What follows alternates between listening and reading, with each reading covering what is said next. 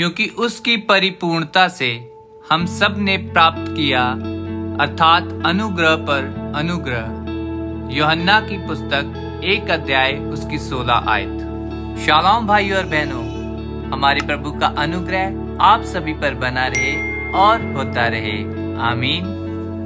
नए नियम में 2 गुना अनुग्रह है, अर्थात अनुग्रह पर अनुग्रह। जिस किसी भी व्यक्ति ने हमारे साथ बुरा किया है, उसे क्षमा करने के लिए हमें अनुग्रह चाहिए, और क्षमा करने के बाद उसे प्रेम करने के लिए भी हमें अनुग्रह चाहिए। लेकिन किसी किसी के पास एक ही अनुग्रह होता है। जैसे कि हम कह सकते हैं, हाँ मैं उसे माफ तो कर सकता हूँ, पर उसे प्रेम नहीं कर सकता।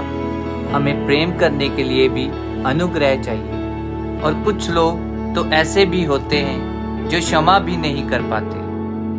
मेरे भाइयों और बहनों, एक व्यक्ति को क्षमा करके उससे प्रेम करने के लिए 2 गुना अनुग्रह हमें दीनता से मिलता है, क्योंकि वचन कहता है परमेश्वर दीनों को अनुग्रह देता है। हमारे परमेश्वर का एक प्रमुख स्वभाव दीनता है, क्योंकि परमेश्वर दीन है, इसीलिए वह सबसे बुरे पापी को भी क्षमा करके उससे प्रेम करता है। हम दूसरों को क्षमा करके उनसे प्रेम नहीं कर पाते, क्योंकि हम घमंडी हैं। एक बार एक सिपाही ने प्रभु यीशु पर विश्वास करके उद्धार पाया और उसका सारा जीवन बदल गया। एक दिन वो दिन भर का काम करने के बाद अपने कमरे में आया और प्रार्थना करने लगा। दूसरा सिपाही जो नास्तिक था, उसके साथ कमरे में रहता था। वो क्रोध में था। उसने अपना जूता उठाकर मसीही सैनिक के चेहरे पे मारा, परंतु मसीही सैनिक लगातार प्रार्थना करता रहा। जिस सिपाही ने अपना जूता उठाकर मसीही सिपाही के चेहरे पर मारा था, वो अगले दिन उद्धार पा गया। आप सोचते तो होंगे कि ये कैसे हुआ। जब वह सुबह उठा तो उसने देखा जो जूता उसने मसीह सिपाही के चेहरे पर मारा था, वो जूता मसीही सिपाही ने अच्छे से पॉलिश करके रख दिया था।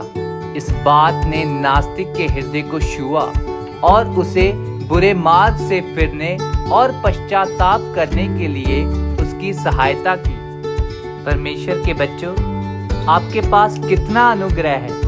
क्या आपके पास अनुग्रह पे अनुग्रह है, या आप क्रोध, बैर और कड़वाहट की भावना के साथ संघर्ष कर रहे हैं? मेरे भाइयों और बहनों, जब कभी भी आप दुखी किए जाते हैं या गलत समझे जाते हैं, तो क्या आप चाहते हैं कि आपके भी अंदर से क्षमा और प्रेम बह निकले? और अगर आप चाहते हैं कि आप पर भी अनुग्रह पर अनुग्रह हो, तो अपने आप को दीन करें और यीशु मसीह के पास आएं।